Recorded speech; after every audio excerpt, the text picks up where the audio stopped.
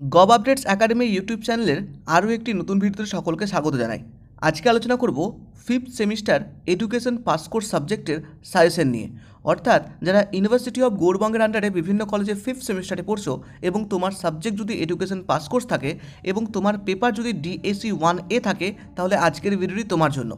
এই পেপারে আলোচনা করব তোমার পরীক্ষায় প্রশ্নপত্র কেমন হবে, কেমন মানের প্রশ্ন থাকবে এবং গুরুত্বপূর্ণ কিছু সাজেশন নিয়ে। তো চলো ভিডিওটি শুরু করছি।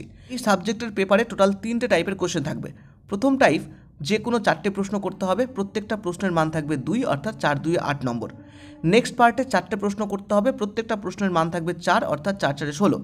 এবং থার্ড পার্টে একটি প্রশ্ন করতে হবে এবং প্রশ্নের মান থাকবে 8, অর্থাৎ টোটাল 32তে তোমাকে কোয়েশ্চেনের আনসার করতে হবে। তো চলো দেখে নাও গুরুত্বপূর্ণ প্রশ্নগুলির মধ্যে প্রথম প্রশ্ন কি।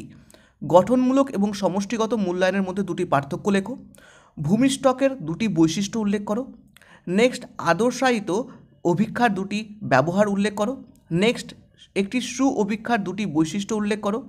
নেক্সট, মূল্যায়নের যে কোনো দুটি শিক্ষাগত গুরুত্ব আলোচনা করো বা লেখো। নেক্সট, ক্রোনবাক আলফার ব্যবহার লেখো। শিক্ষাগত পরিসংখ্যানে প্রসার কী, পরিসংখ্যা বন্টন টেবিল কী, অগিভ কী, প্রদত্ত তথ্য থেকে গড় নির্ণয় করো, যেটা দেওয়া রয়েছে কিছু রাশিমালা, এবং প্রদত্ত রাশিমালা থেকে মধ্যমান নির্ণয় করো। নেক্সট, লিখিত পরীক্ষা কী। তো এই মোটামুটি হচ্ছে 2 নম্বরের কিছু প্রশ্ন। নেক্সট 4-এর কিছু প্রশ্ন দেখব।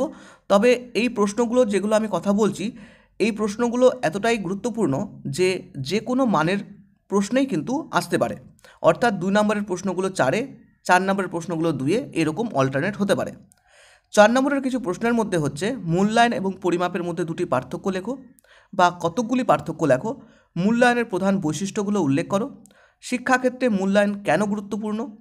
একটি উত্তম মূল্যায়ন হাতিয়ারের মৌলিক বৈশিষ্ট্যগুলো উল্লেখ করো।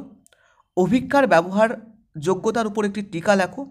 নৈবত্তিক অভিক্ষার সুবিধাগুলো কী কী। নির্ণায়ত্মক ভিত্তিক পরীক্ষার বা অভিক্ষার প্রকৃতি লেখো। একটি সুঅভিক্ষার বৈশিষ্ট্যগুলি উল্লেখ করো। ছাত্র জীবনে সিআরসি এর উপযোগিতা উল্লেখ করো। লেখচিত্রের দ্বারা তথ্য উপস্থাপনার গুরুত্ব উল্লেখ করো। রচনাধর্মী পরীক্ষা কী, রচনাধর্মী পরীক্ষার ত্রুটিগুলো উল্লেখ করো।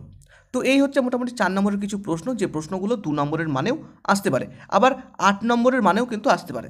তো কিছু 8 নম্বরের প্রশ্নের মধ্যে হচ্ছে উদাহরণ সহযোগে একটি অভিক্ষার বিভিন্ন ধরনের যথার্থগুলি নিয়ে আলোচনা করো। নেক্সট, একটি অভিক্ষার আদর্শায়নের বিভিন্ন পর্যায়গুলি পর্যালোচনা করো।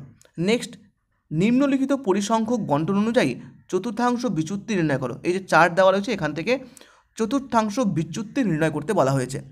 নেক্সট, র্যাঙ্ক ডিফারেন্স পদ্ধতির সাহায্যে নিচের তথ্যগুলি থেকে সহগতির সহগাঙ্ক নির্ণয় করো এবং ফলাফল ব্যাখ্যা করো।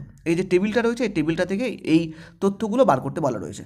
তো এই হচ্ছে মোটামুটি 8 মার্কস, 4 মার্কস এবং 2 মার্কসের কিছু প্রশ্ন, গুরুত্বপূর্ণ যে প্রশ্নগুলো অল্টারনেট করে বিভিন্ন মানেও আসতে পারে। আশা করি এই প্রশ্নগুলো তুমি যদি একবার করে ফেলতে পারো, তাহলে আগামী পরীক্ষায় তোমাকে ভীষণভাবে সহযোগিতা করবে। আমার মনে হয় এই প্রশ্নগুলো তোমাদের জন্য ভীষণ ইম্পর্টেন্ট, বিভিন্ন তোমার সাবজেক্টের প্রিপারেশনের পাশাপাশি।